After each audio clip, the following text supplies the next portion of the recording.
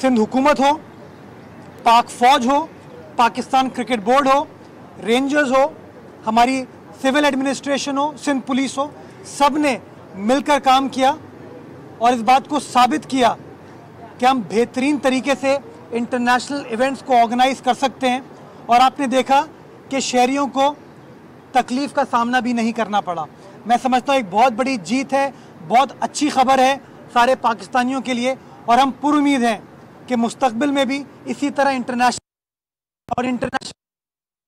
पाकिस्तान में आएंगी और बिलखुसूस कराची में आएंगी, ताकि हम सब लोग अच्छी क्रिकेट से, अच्छे खेल से लुत्फ़अंदोज़ हो सकें।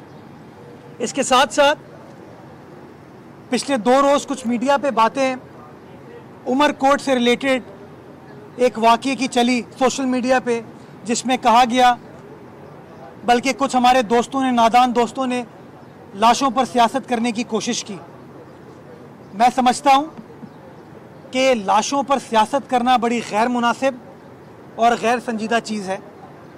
इंसानी जान का नुकसान हुआ और उसका तदारुक करने के लिए जो चीज़ लवाहिकीन ने डिमांड की सिंध हुकूमत से, हमारी एडमिनिस्ट्रेशन से, हमारी पुलिस से, हमने उन तमाम उनकी जो मुतालबात थे उनको पूरा किया।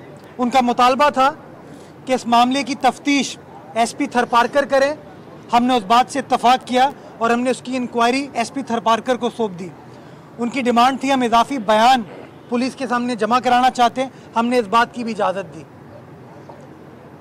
उन्होंने कहा, उन्होंने 3 लोगों को नॉमिनेट किया अपनी FIR में, हमने तीनों लोगों को नॉमिनेट किया और उनमें से 2 लोगों को पुलिस ने अरेस्ट किया और आज भी वो दोनों लोग सलाखों के पीछे हैं।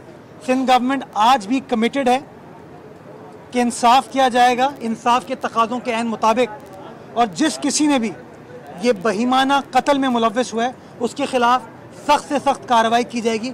ये यकीन दहानी हमारी लोकल एडमिनिस्ट्रेशन ने, सिविल एडमिनिस्ट्रेशन ने और पुलिस ने लवाहिकीन को की है और हम आज भी इस बात पर कमिटेड हैं। इसके साथ साथ एक और बच्ची की खुदकुशी का मामला है।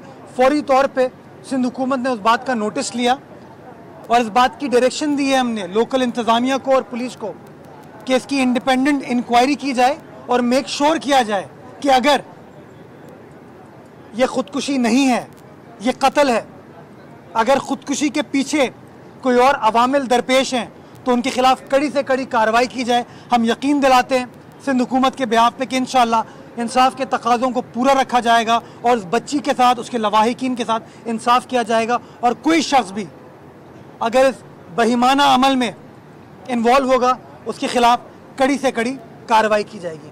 तीसरी चीज़, हम बार बार ये मुतालबा करते रहें और अपनी गुजारिशात मीडिया के थ्रू पाकिस्तान की कौम के सामने रखते रहें कि मौजूदा हुकूमत के पास कोई मुआशी पॉलिसी नहीं है जिसकी वजह से हमारे मसाइल हल होने के बजाय हमारे मसाइल में इजाफा हो रहा है।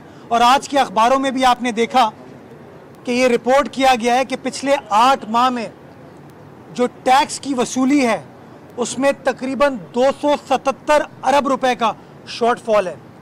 ये नाअहली, ये नाकामी FBR की नज़र आती है और ये नाअहली, नाकामी इस हुकूमत के बड़े बड़े दावों के ख़िलाफ़ है। हम आज भी समझते हैं कि खुदारा अपने काम पर तवज्जो दें। अगर वज़ीर मौसूफ सियासी बातों पर फोकस करेंगे, अपने काम पर फोकस नहीं करेंगे तो यही खामियां आएंगी जिसका खमियाजा सारी पाकिस्तानी कौम भुगतेगी। आज अखबार में रिपोर्ट किया गया है कि अगर ये नाअहली का तसलसल जारी रहा तो साल के आखिर में इस लॉस का हजम तकरीबन 480 अरब रुपए होगा। मैं समझता हूँ, मेरी गुजारिश है वफाकी हुकूमत से कि खुदारा टैक्स के कलेक्शन पर फोकस करें। ये जो बड़ी बड़ी मछलियों के खिलाफ आप कार्रवाइयाँ नहीं करते और गरीब आदमी को महंगाई के बोझ में आप डालते जा रहे हैं, इन चीज़ों को तर्क करें ताकि गरीब आदमी को भी कोई रिलीफ प्रोवाइड किया जा सके। इसी तरह की खबरें मीडिया के थ्रू आ रही हैं कि गैस की कि उन्होंने 143% निर्खों में इजाफा किया है।